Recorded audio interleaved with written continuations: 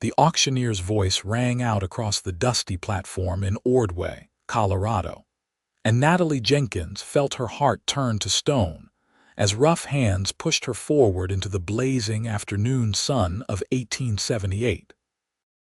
She kept her eyes down, her long dark hair falling forward to partially hide the jagged scar that ran from her left temple down to her jaw, a reminder of the wagon accident that had killed her parents 3 years ago and left her indebted to the man who now sold her contract like cattle. The crowd murmured, and she heard the cruel whispers about damaged goods, about how no man would want a scarred woman for a wife or even a housekeeper. The auctioneer started the bidding low, his voice almost apologetic, and Natalie felt the last shreds of her dignity threatening to crumble. $50 for 5 years of service, the auctioneer called out. She can cook, clean, and sew. Strong worker despite her appearance. Natalie's hands trembled as she clasped them together. This was the lowest point of her 22 years of life. Her parents had been good people, traveling west with dreams of a better future, but the wagon accident had destroyed everything.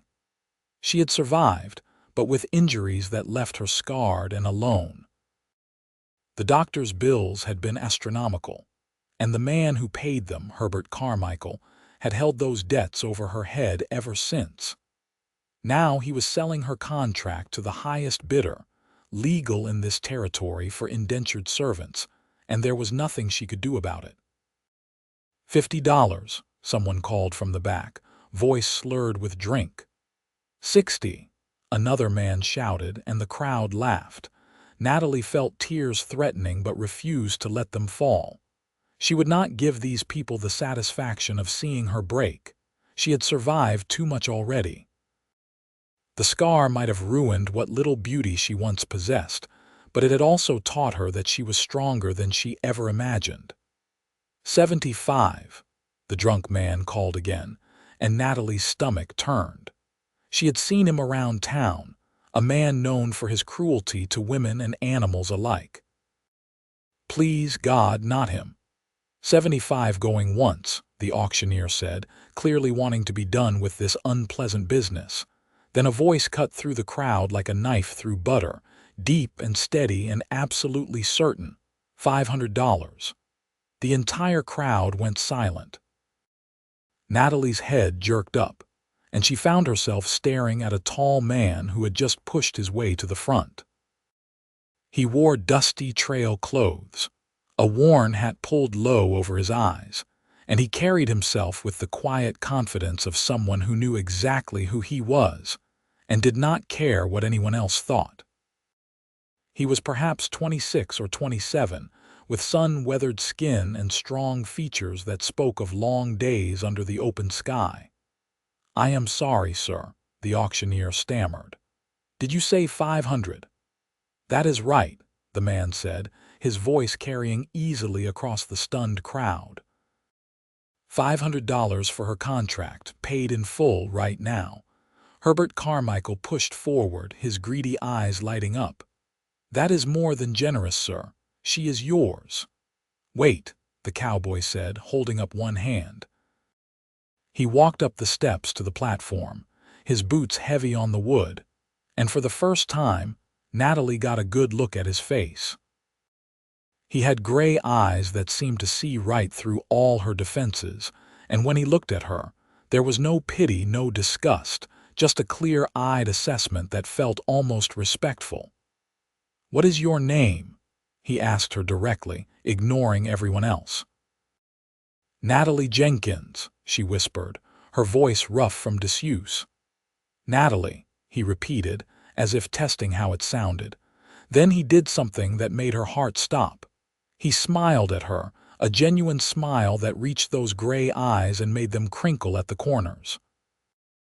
"That is a beautiful name for a beautiful woman. My name is Everett Zimmerman, and I would like to purchase your contract, but only if you are willing. I will not force you if you would rather take your chances with someone else." Natalie stared at him, certain she had misheard. "You called me beautiful." "Because you are, Everett said simply, as if it were the most obvious thing in the world. That scar does not change that fact. Now, will you come with me, or would you prefer I walk away? The crowd was buzzing now, people whispering frantically about this stranger who had appeared out of nowhere and offered an absurd amount of money for a scarred woman. Natalie looked at Everett Zimmerman, at his steady gaze and his calm demeanor, and something inside her chest loosened just a fraction. "I will come with you," she said. Everett nodded once, then turned to Herbert Carmichael. "I want the contract papers drawn up properly, stating that after 1 year of fair service, Miss Jenkins will be free and clear of all debts. And I want it witnessed by the sheriff." "Now wait just a minute," Carmichael sputtered. "The standard contract is for 5 years. And I am paying you 5 times what you expected to get," Everett said, his voice dropping to a dangerous level. 1 year, or I walk away and you can sell her contract to that drunk for $75. Your choice." Carmichael looked like he wanted to argue, but greed won out. "Fine. 1 year." An hour later, Natalie found herself sitting beside Everett Zimmerman on a wagon seat, heading out of Ordway with all her worldly possessions in a small bag at her feet. The sun was lowering toward the western horizon, painting the Colorado plains in shades of gold and orange. She had not said a word since they left town, too overwhelmed by the rapid turn of events to process any of it. "You are probably wondering what kind of work I expect from you," Everett said, breaking the silence. His hands were steady on the reins, guiding the 2 horses with practiced ease. "Yes," Natalie admitted. "I have a ranch about 10 miles north of town. It is not much, just a small spread with some cattle and horses. I do all right, but the place could use a woman's touch. The house needs cleaning, and I am a terrible cook. Mostly I have been living on beans and bad coffee." He glanced at her, and she saw a hint of humor in his eyes. "I am not expecting anything improper, Miss Jenkins. You will have your own room, and I will respect your privacy. I just need help running the household, and when the year is up, you will be free to go wherever you want." "Why did you do this?" Natalie asked, the question bursting out of her before she could stop it. "Why did you pay so much? You could have bought my contract for less than $100. Everett was quiet for a long moment, his eyes on the horizon. "5 years ago, I was in a bad way. Lost my family to sickness, lost my first ranch to a crooked banker, and I was ready to give up on everything. A stranger helped me when he did not have to, gave me a stake to start over. He told me that kindness is never wasted, even when it seems foolish to others. I figured today was my turn to pay that forward. But you called me beautiful," Natalie said, her voice barely above a whisper. "No one has called me that since the accident." Everett pulled the wagon to a stop and turned to face her fully. In the fading light, his features were strong and honest. "Miss Jenkins, I have seen a lot of ugly things in this world. Ugly actions, ugly hearts, ugly souls. A scar on your face does not make you ugly. The way you held your head up on that platform, the way you refused to cry even though I could see how scared you were, that takes real courage. That takes real beauty. Anyone who cannot see that is a fool." Natalie felt something crack inside her chest, something that had been frozen and hard for 3 long years. She had built walls around her heart, convinced herself that she was ruined, that no one would ever see her as anything but damaged. And here was this stranger, this cowboy who owed her nothing, telling her she was beautiful like he meant it with every fiber of his being. "Thank you," she whispered. And this time when the tears came, she did not try to stop them. Everett handed her a clean handkerchief and set the wagon moving again, giving her the privacy to compose herself as they traveled through the gathering dusk. By the time they reached the ranch, full dark had fallen, and Natalie could only make out the shape of a house and a barn silhouetted against the star-filled sky. "Welcome home," Everett said, helping her down from the wagon. His hands were gentle but firm, and he released her the moment her feet touched the ground. "It is not much, but it is honest and it is paid for. Come on, I will show you around." The house was small but solidly built, with 2 bedrooms, a main room with a fireplace, and a kitchen that had seen better days. Everett lit several lamps, and Natalie looked around at the chaos. Dust covered every surface, dishes were piled in the sink, and she was fairly certain she saw a family of mice disappearing behind the stove. "I told you I was not much of a housekeeper," Everett said, looking embarrassed. "I spend most of my time with the cattle and horses. I know it is a mess." "It is nothing I cannot fix," Natalie said, feeling the first stirring of purpose she had felt in years. "I will need supplies. Soap, cleaning rags, probably some new dishes since those look beyond saving. Make a list. We will go into town next week and get whatever you need." Everett showed her to the smaller bedroom, which was cleaner than the rest of the house, with a bed that had fresh sheets and a window that looked out toward the mountains. "I cleaned this room up special when I decided to do this. I hope it is all right." "It is perfect," Natalie said honestly. After 3 years of sleeping in Herbert Carmichael's drafty attic, sharing space with stored furniture and spiders, this small, clean room felt like a palace. "There is a lock on the inside of the door," Everett said, his voice carefully neutral. "I want you to feel safe here, Miss Jenkins." "I mean what I said. I expect honest work, but nothing more. You have my word on that." Natalie studied his face and saw only sincerity there. "Thank you, Mr. Zimmerman, I believe you. Call me Everett. Mr. Zimmerman was my father." He tipped his hat to her. "I will let you settle in. There is water in the pitcher, and help yourself to anything in the kitchen if you are hungry. I know it is late." After he left, closing the door softly behind him, Natalie sat on the edge of the bed and tried to process everything that had happened. This morning she had woken up in Carmichael's attic, dreading the auction, certain her life was effectively over. Now she was in her own room, in a house owned by a man who had called her beautiful and treated her with more respect than anyone had in years. She got up and walked to the small mirror hanging on the wall. In the lamplight, the scar on her face stood out starkly, a raised line of damaged tissue that would never fully heal. For 3 years, she had avoided mirrors, hated her reflection, seen only ugliness when she looked at herself. But tonight, remembering the certainty in Everett's voice when he called her beautiful, she tried to see herself through his eyes. She saw a woman who had survived, a woman who had lost everything and kept going, a woman who had endured being auctioned like property and still maintained her dignity. Maybe that was its own kind of beauty. Maybe Everett was right. Natalie fell asleep that night feeling something she had not felt in a very long time. She felt hope. The next morning, Natalie woke to the sound of roosters crowing and early morning light streaming through her window. For a moment, she was disoriented. Then the events of yesterday came rushing back. She sat up, half expecting it to have been a dream, but no, she was still in the small, clean bedroom of Everett Zimmerman's ranch house. She dressed quickly in her one other dress, a faded blue cotton that had seen better days, and ventured out into the main room.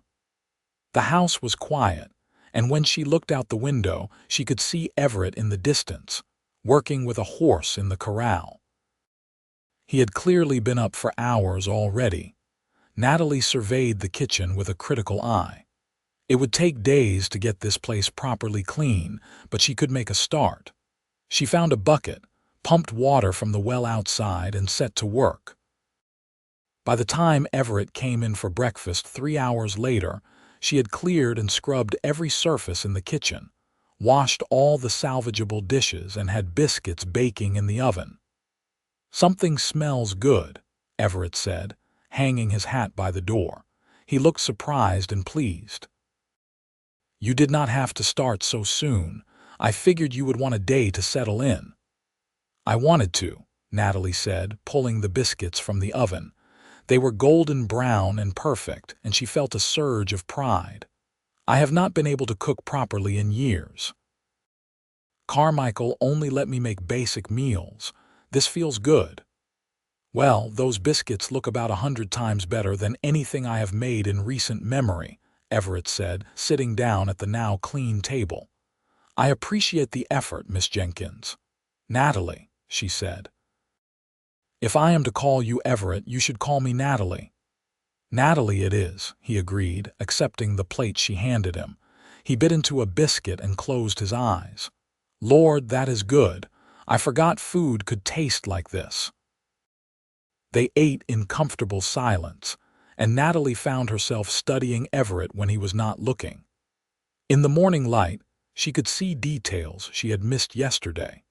He had small scars on his hands from hard work, and there were lines around his eyes from squinting into the sun. He moved with the easy grace of someone comfortable in his own skin, and he ate with the focused appreciation of a man who had known real hunger. "What is the plan for today?" Natalie asked when they had finished eating. "I need to ride out and check on the cattle, make sure none of them have wandered too far. There is a creek about 2 miles north where they like to gather. I will probably be gone most of the day." He hesitated.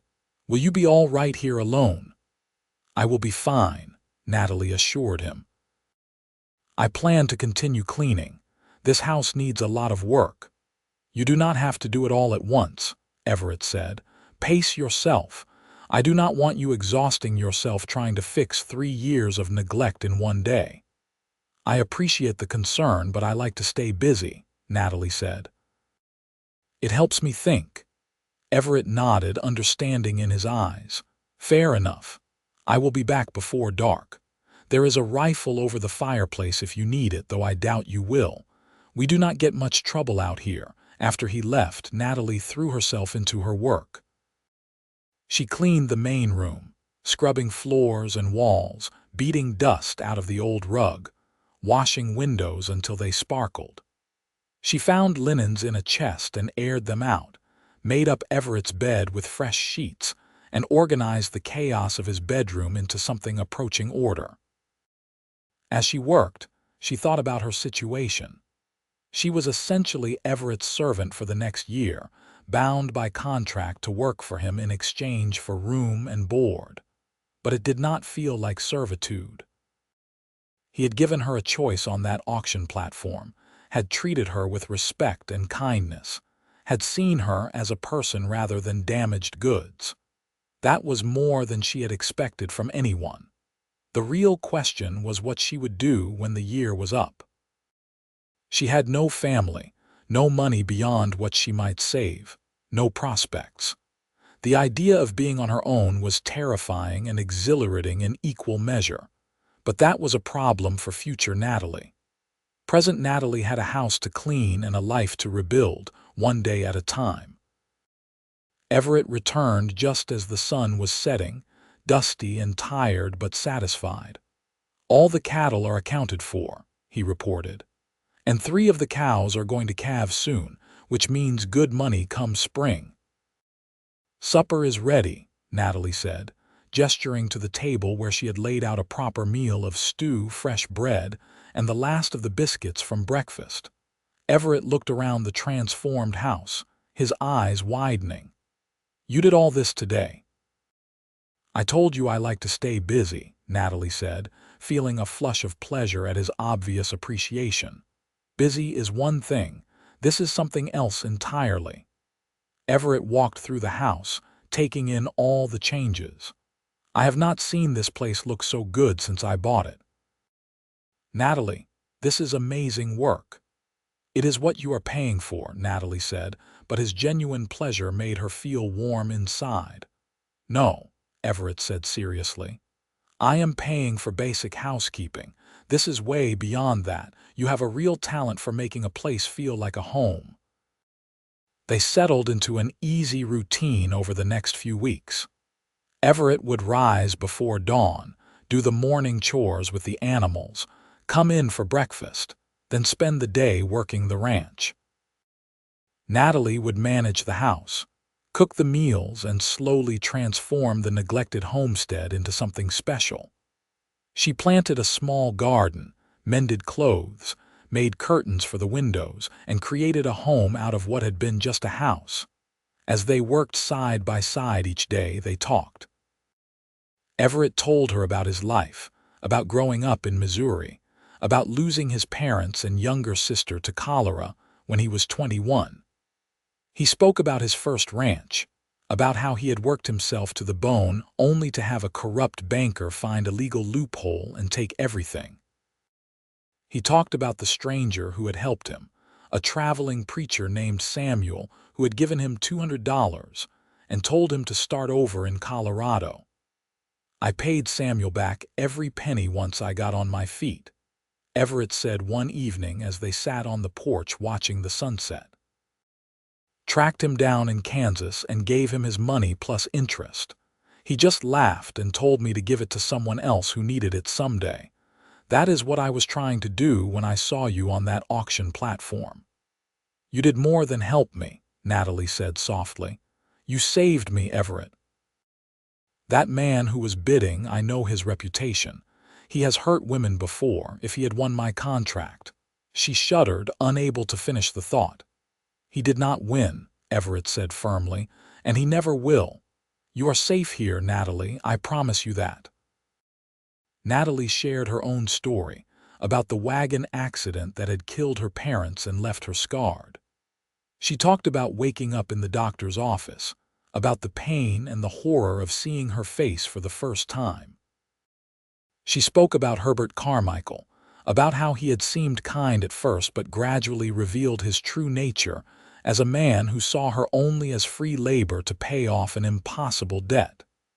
"He would tell me I should be grateful," Natalie said, anger creeping into her voice.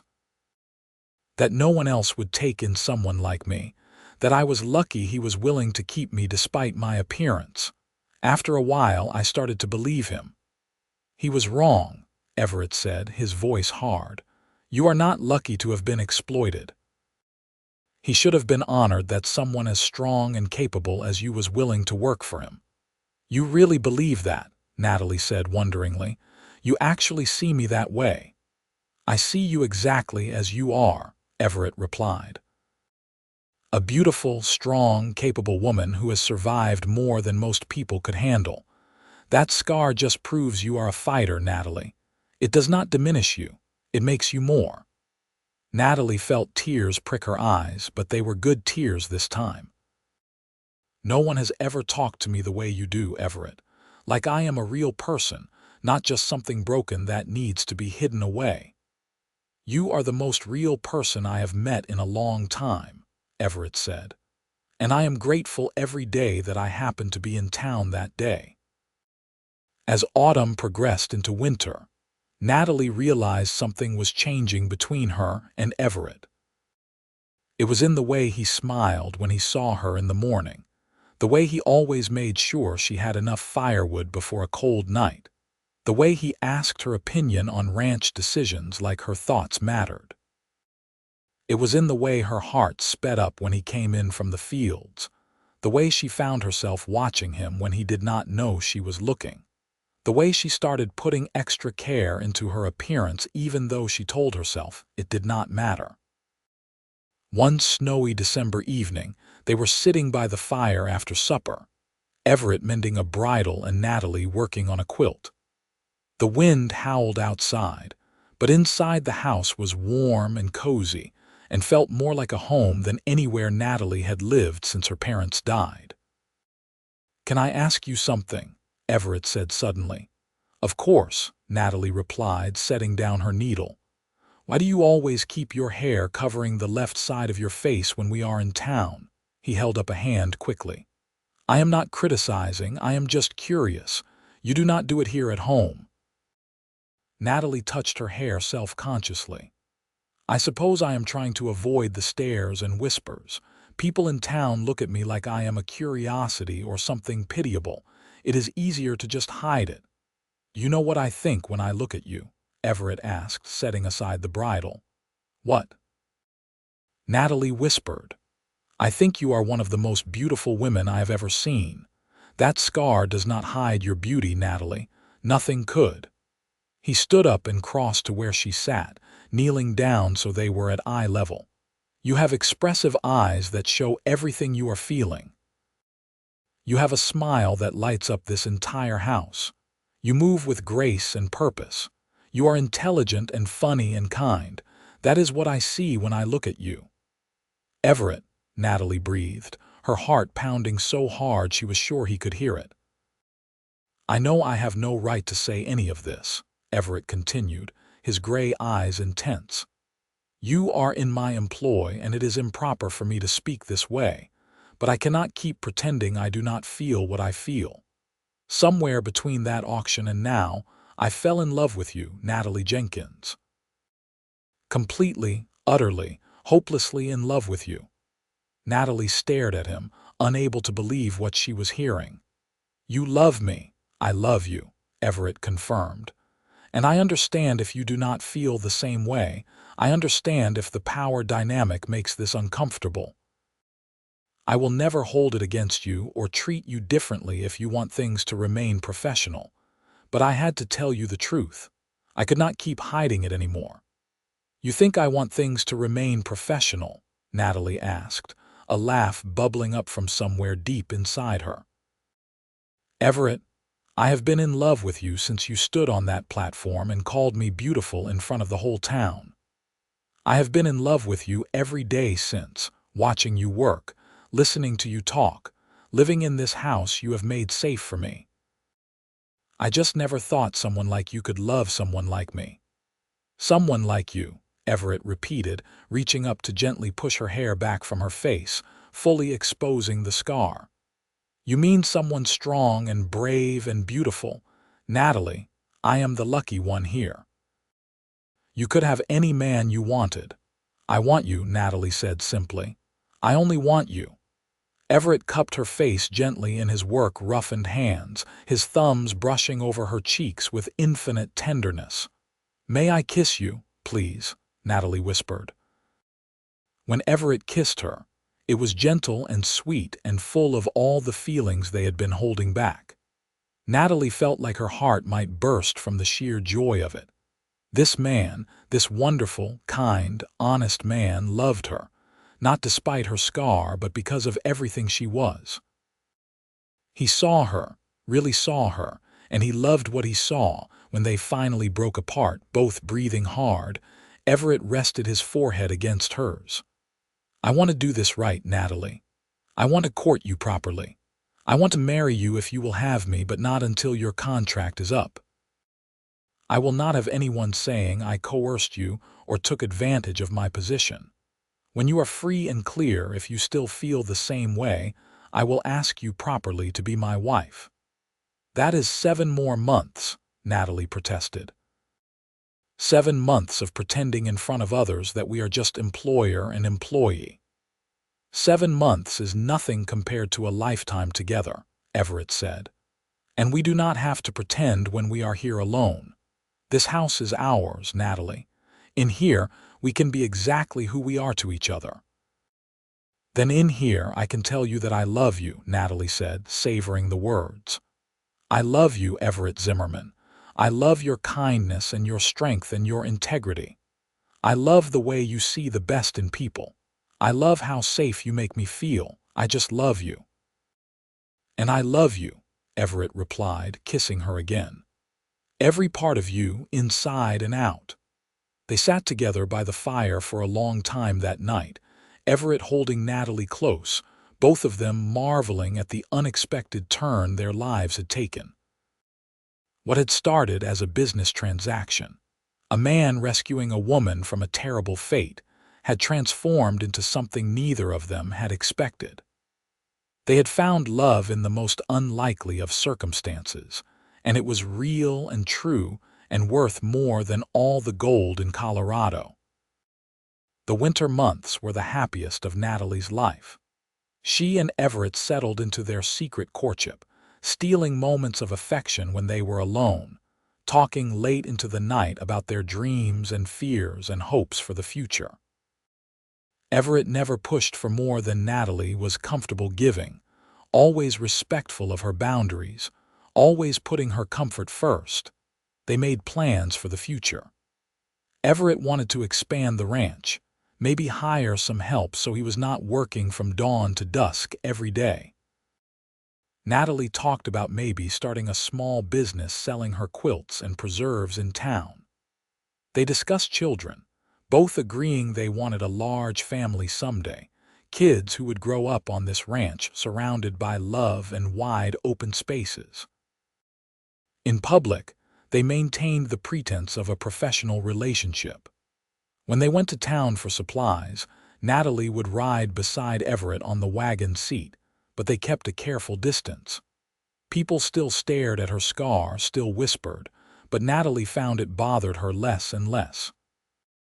She knew what Everett saw when he looked at her, and his opinion mattered more than all the gossips in Ordway combined. One cold February day, they were in the general store when they ran into Herbert Carmichael.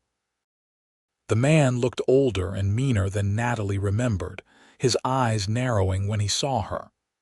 "Well, if it is not little Natalie Jenkins," he sneered. "I see Zimmerman is getting his money's worth out of you. Place probably sparkles."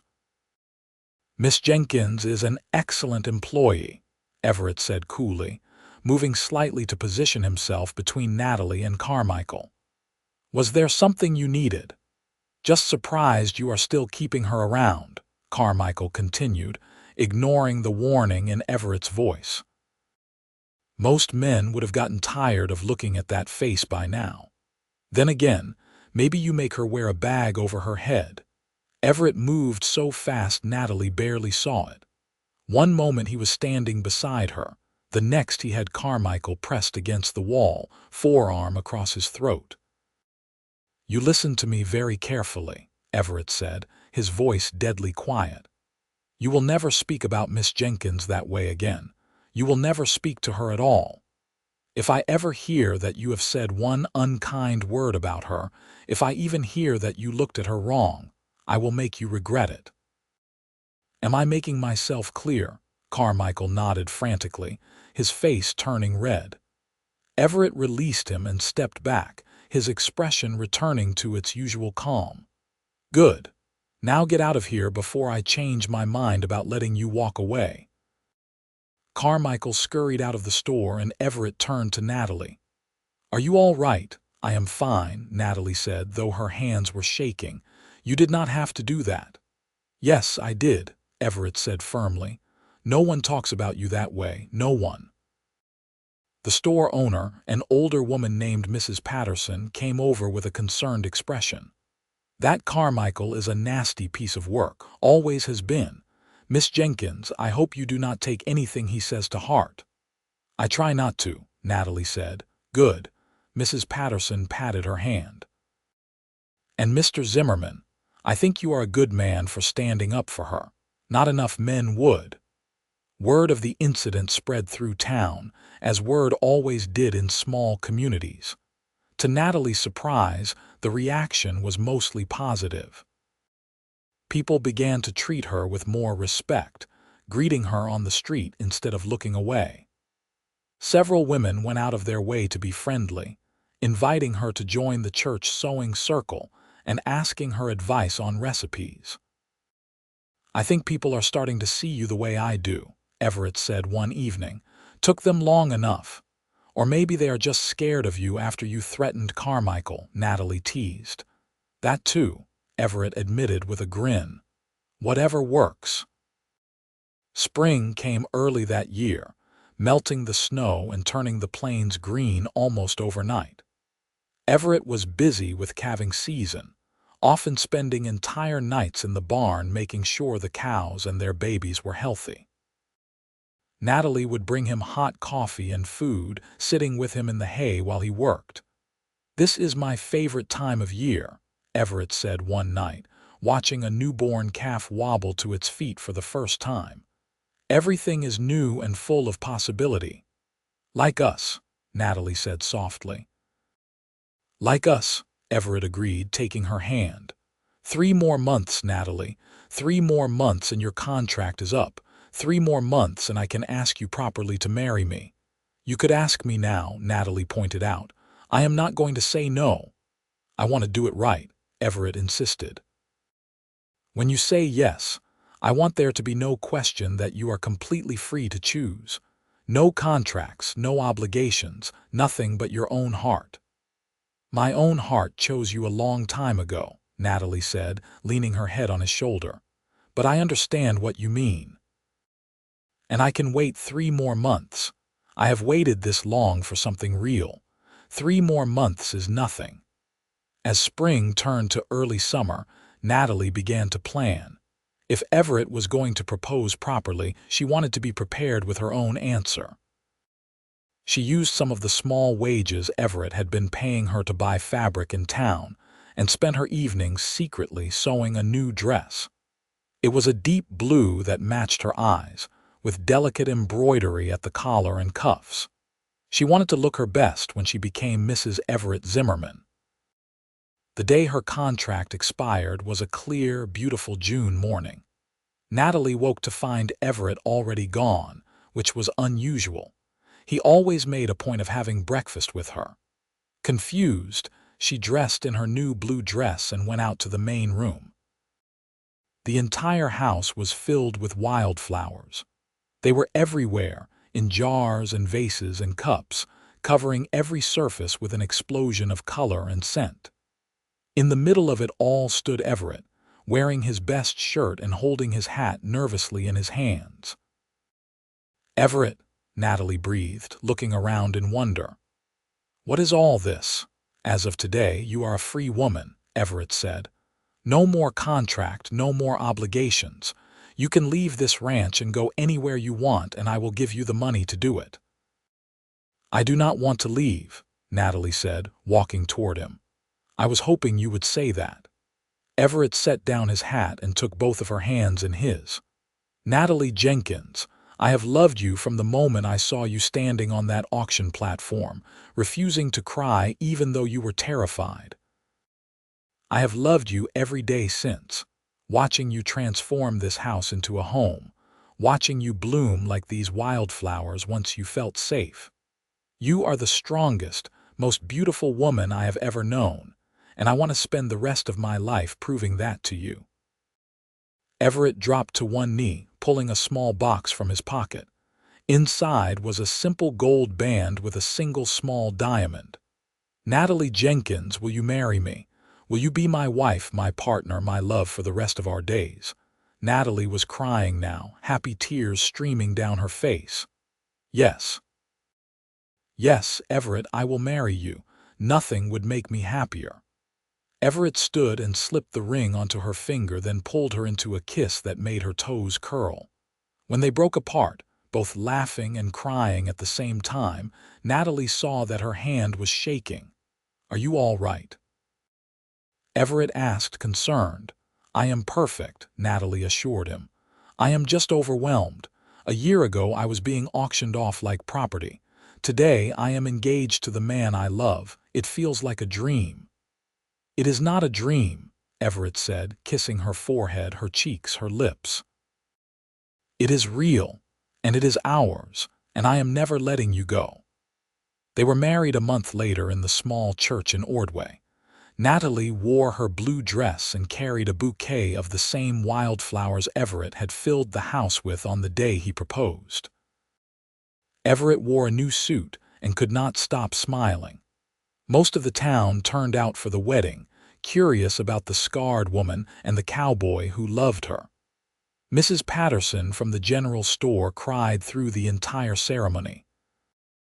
The preacher, a kind man named Reverend Thomas, spoke about love that sees beyond the surface, about courage and second chances, and the beauty of two souls finding each other in an imperfect world.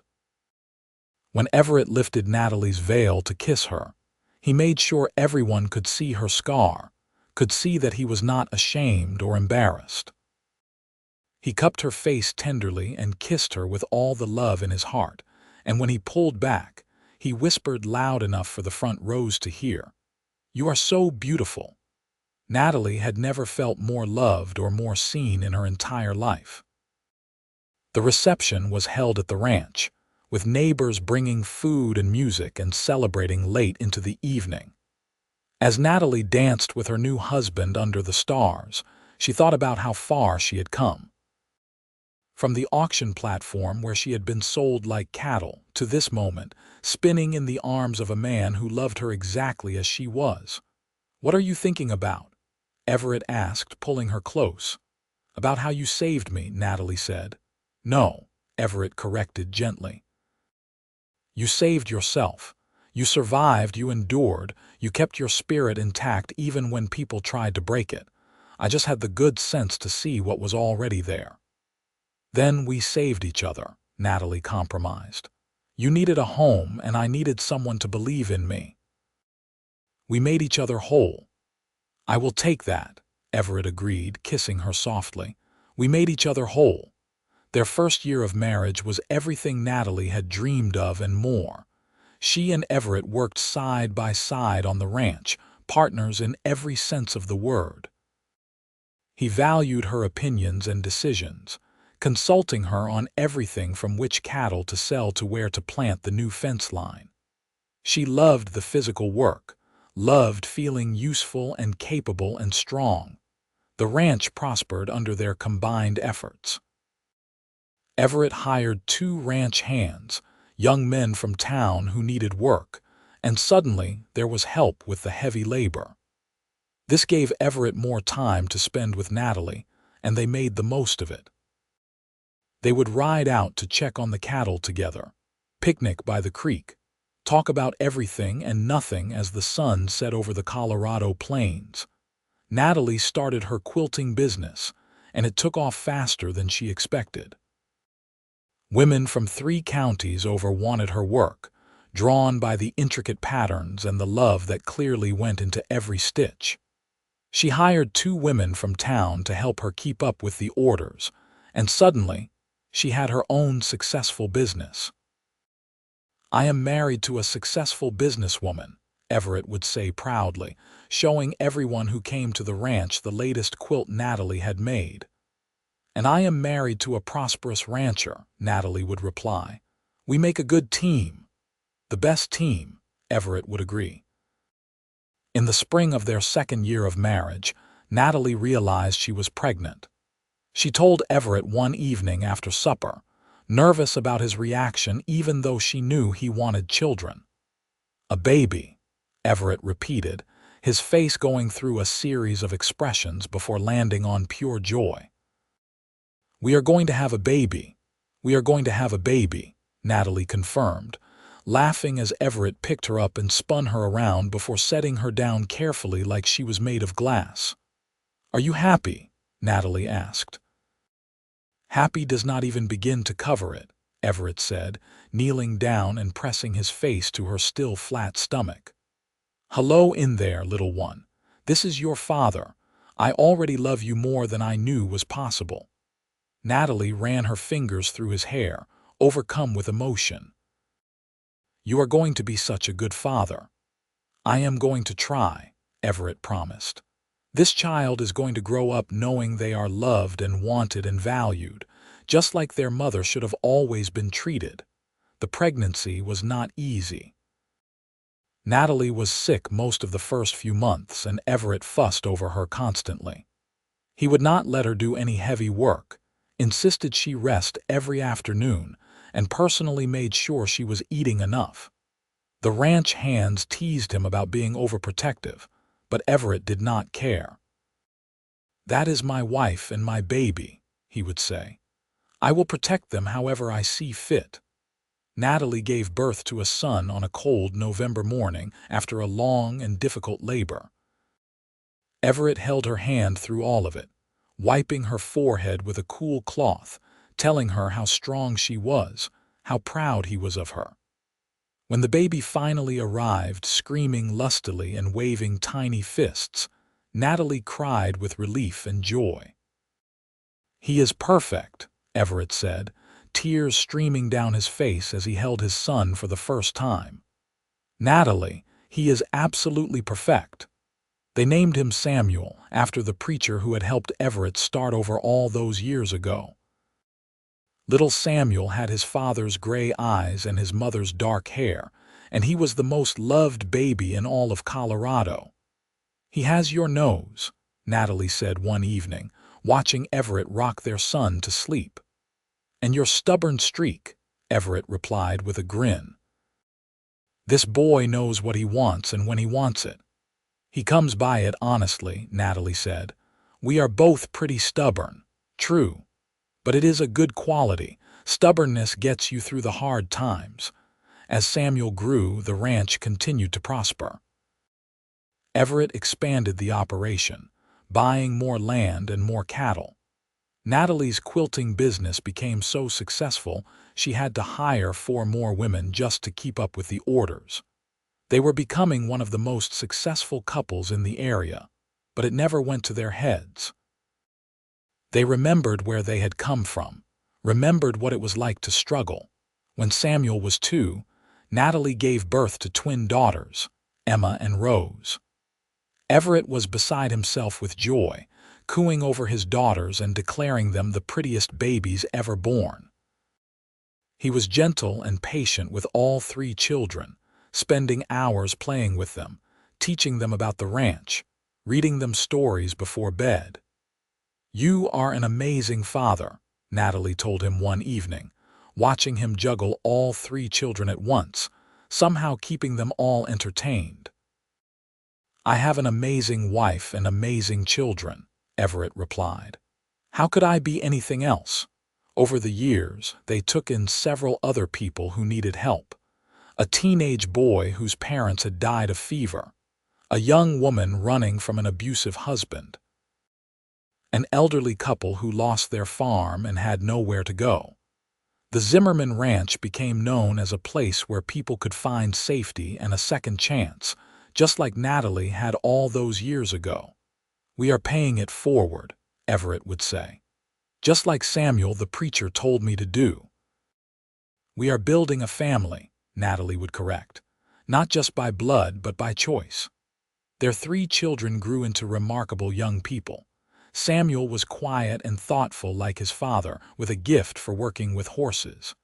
Emma was bold and adventurous, always the first to try something new. Rose was artistic and sensitive, spending hours drawing and painting the Colorado landscape. All 3 children knew the story of how their parents met. Natalie and Everett never hid the truth from them. They wanted their children to understand that love could come from the most unlikely places, that appearances meant nothing compared to the content of a person's heart, that kindness and courage were the most important qualities a person could have. "Mother, why do people sometimes stare at your scar?" 6-year-old Emma asked one day. "Because it is different and people sometimes stare at things that are different," Natalie explained patiently. "But that is their problem, not mine. This scar is part of my story. It reminds me that I survived something difficult. I am not ashamed of it." "Father says you are the most beautiful woman in the world," Samuel added seriously. "Your father is biased," Natalie said with a smile, "but I appreciate the sentiment." "I think you are beautiful too," Rose said, hugging her mother, "and I like your scar, it makes you special." "You children are going to make me cry," Natalie said, pulling all 3 into a hug. "Happy tears?" Emma asked. "The happiest," Natalie confirmed. When Samuel turned 18, he announced he wanted to stay on the ranch and help his father run it. Everett was thrilled, and they began the process of teaching him everything about the business. Emma decided she wanted to be a teacher, and they supported her ambition wholeheartedly, sending her to a women's college in Denver. Rose showed such talent for art that they arranged for her to study with a well-known painter in Santa Fe. "Our children are going to do amazing things," Everett said one evening, watching Samuel work with a difficult horse. "They already are," Natalie replied. Look at Samuel. He is so patient and kind, just like his father. He gets that from both of us, Everett said, putting his arm around her waist. You are the kindest person I know, Natalie. After everything you went through, you could have become bitter and angry. Instead, you chose to be loving and generous. That takes real strength. I had a good teacher, Natalie said, leaning into him.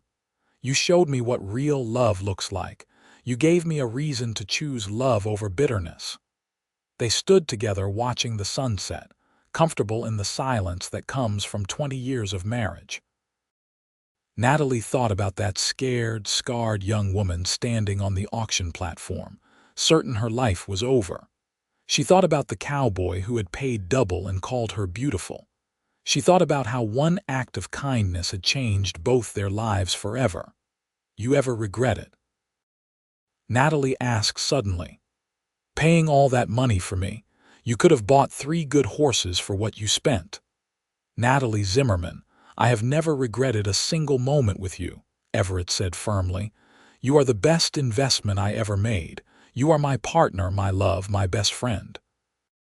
You gave me 3 incredible children and a home filled with love. You made me a better man. Regret you. I thank God every day for that auction because it brought you into my life. Even with the scar, Natalie asked, knowing the answer but needing to hear it anyway.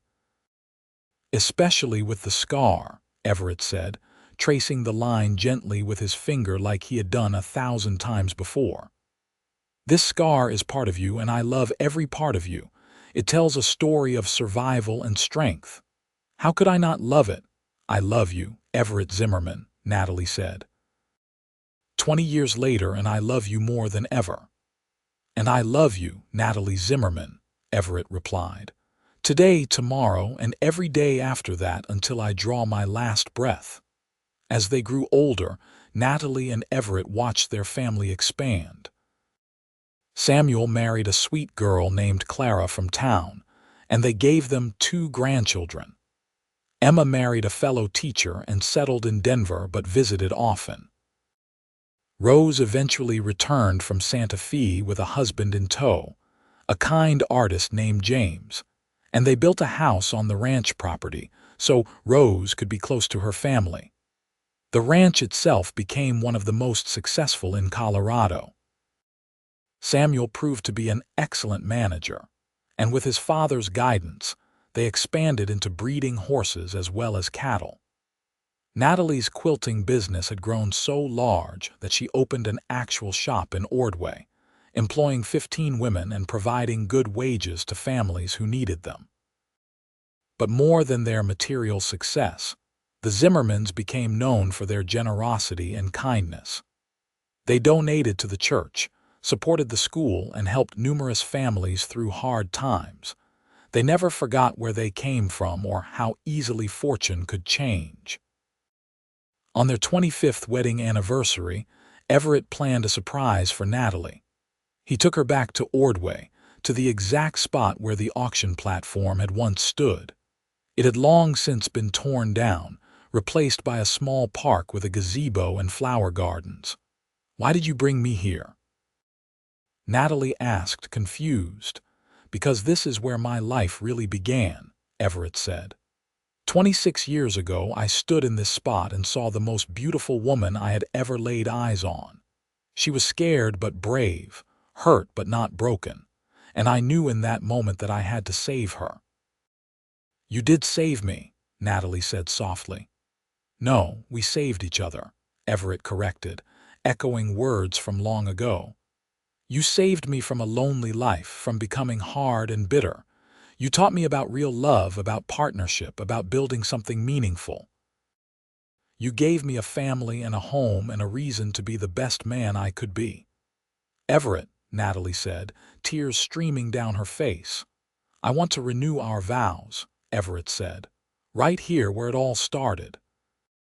I want to stand in this spot and marry you all over again, in front of our family and friends. I want everyone to know that I choose you, today and every day, just like I chose you 25 years ago. So they did.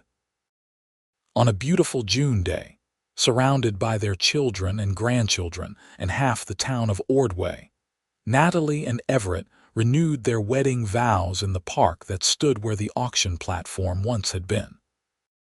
Natalie wore a blue dress similar to the one she had worn at their first wedding, and Everett wore his best suit. When the preacher asked if they would love and cherish each other for the rest of their days, both answered with a resounding yes.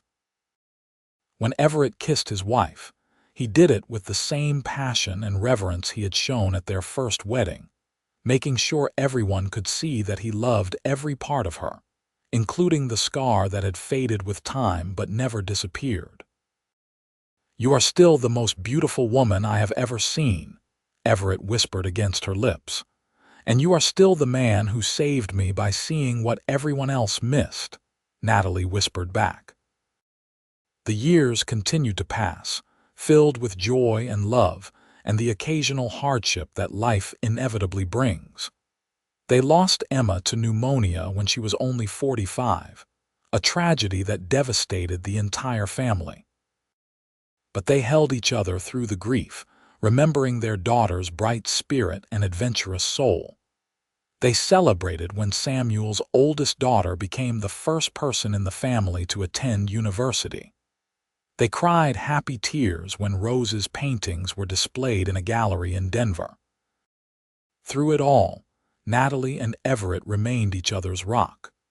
When Everett's health began to fail in his 70s, Natalie cared for him with the same devotion he had always shown her.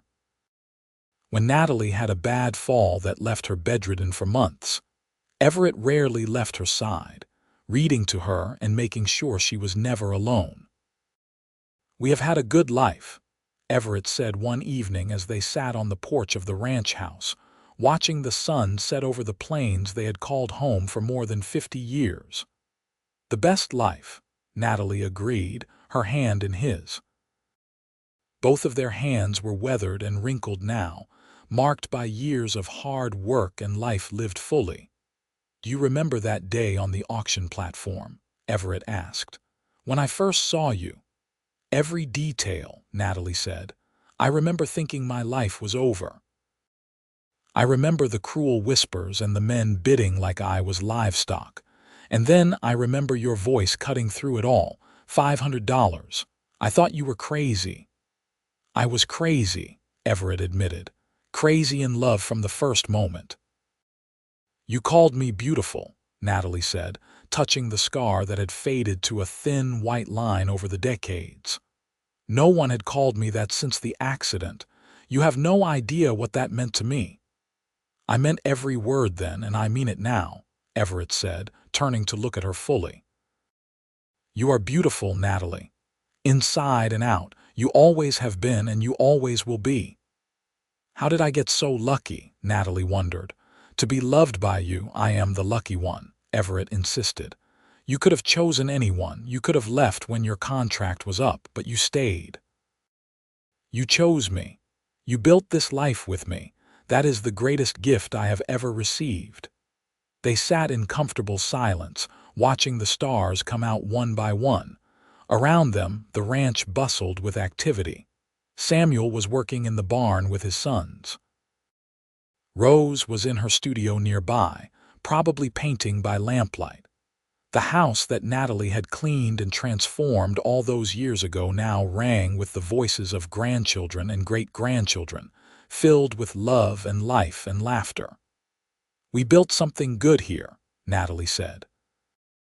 "Not just a successful ranch, but a real home, a place where people feel safe and loved, a place where second chances are possible." "Just like the second chance I gave you," Everett said. "Just like the second chance we gave each other," Natalie corrected. When Everett passed away peacefully in his sleep at the age of 82, Natalie held his hand and told him she loved him one last time. She knew he heard her, knew he died knowing he was loved beyond measure. The funeral was attended by hundreds of people, whose lives the Zimmermans had touched over the years. Natalie lived for 5 more years after Everett's death, spending her time with her children and grandchildren, still quilting, still telling stories about the cowboy who had paid double and called her beautiful. She never remarried, never even considered it. Everett had been the love of her life, her soulmate, her partner in every way that mattered. When she passed away quietly in her sleep at 87, surrounded by family, her last thoughts were of that day on the auction platform. Of gray eyes that had seen her worth when no one else did. Of strong hands that had held her gently. Of a voice that had called her beautiful and meant it with every fiber of his being. The family buried Natalie next to Everett on a hill overlooking the ranch, under a headstone that read, "Together forever, as they always were meant to be." At the funeral, Samuel told the story of how his parents met, how his father had paid double for his mother's contract and called her beautiful in front of everyone. How they had built a life and a love that lasted more than 50 years. How they had shown everyone around them what real love looked like. "My father saw what no one else could see," Samuel said, his voice thick with emotion. "He saw past the surface to the incredible woman underneath. And my mother had the courage to let herself be seen, to let herself be loved despite everything she had been through. They saved each other, and in doing so, they created a legacy of love and kindness that will live on through all of us." The ranch remained in the family for generations, a thriving business and a testament to what two people could build when they truly loved and supported each other. Natalie's quilts became collectors' items, prized not just for their beauty, but for the love that had gone into every stitch. The story of the scarred woman and the cowboy who loved her became local legend, told and retold as an example of how real love sees beyond the surface. And though Natalie and Everett were gone, their love lived on in their children, their grandchildren, their great-grandchildren, and all the people they had helped over the years. They had proven that one act of kindness, one moment of seeing someone's true worth, could change not just two lives but countless others. They had shown that beauty had nothing to do with physical perfection, and everything to do with strength of character, courage in the face of adversity, and the capacity to love and be loved. In the end, Natalie and Everett's story was not about a rescue or a transaction. It was about two people who found each other at exactly the right moment, who chose to see the best in each other, who built a love strong enough to weather any storm. It was about a cowboy who paid double and called her beautiful, and a woman who was brave enough to believe him. And it was about the beautiful life they created together, one day at a time, one moment at a time, one loving gesture at a time. Their love story became the foundation upon which their entire family was built, a reminder that love is not about perfect people finding each other, but about imperfect people choosing to see the perfection in each other. It was a testament to the power of kindness, the importance of second chances, and the transformative nature of being truly seen and loved for exactly who you are. And somewhere, in the hearts of everyone who knew them or heard their story, Natalie and Everett lived on, their love immortal, their legacy eternal, their story a beacon of hope for anyone who had ever felt broken or unworthy or unseen. They proved that sometimes the most beautiful love stories begin in the most unlikely places, with the simplest of gestures and the bravest of hearts.